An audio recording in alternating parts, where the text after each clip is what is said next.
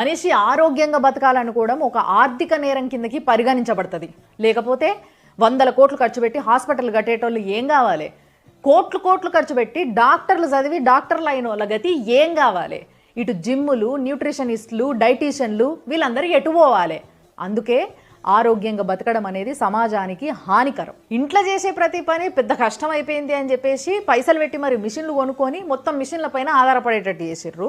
తర్వాత ఆరోగ్యాలు పాడవుతున్నాయని చెప్పేసి మళ్ళా పైసలు కట్టి జిమ్లలో జాయిన్ చేసి అక్కడ తీసుకుపోయి ఇంట్లో చేసుకునే పనులే చేపిస్తున్నారు.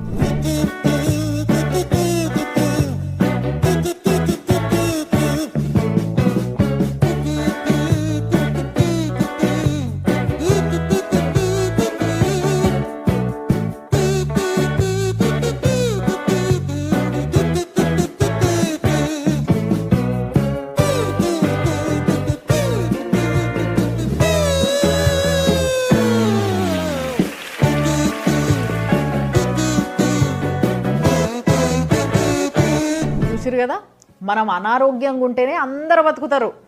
అదే ఒకవేళ మనం ఆరోగ్యంగా ఉండడానికి ట్రై చేసినాం అనుకో, అది ఆర్థిక నేరం కిందికి వస్తుంది అన్నట్టు. ఇంకా చెప్పాలంటే మీరు చుట్టూ చూస్తే మేజర్గా 2 రకాల కొలువులు కనిపిస్తాయి మీకు.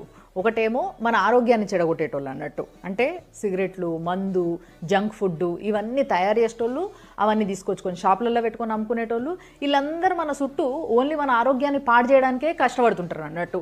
మళ్ళీ ఈ ఆరోగ్యం పాడైపోయిన తర్వాత దాన్ని రిపేర్ చేసేటందుకు మళ్ళీ ఒక వ్యవస్థ తయారవుతుంటుంది అన్నట్టు పక్కకు. వాళ్ళేమో ఆరోగ్యాన్ని బాగు చేయడానికి ఒక పెద్ద సెటప్ పెట్టుకుంటారు. అంటే ఇటు మన ఆరోగ్యాన్ని చెడగొడుతూ పైసలు తీసుకుంటారు, చెడిపోయిన తర్వాత దాన్ని బాగు చేస్తామని కూడా పైసలు తీసుకుంటారు. మొత్తం మీద సమాజానికి పైసలు వంచే పనిలో మనం ఉంటాం.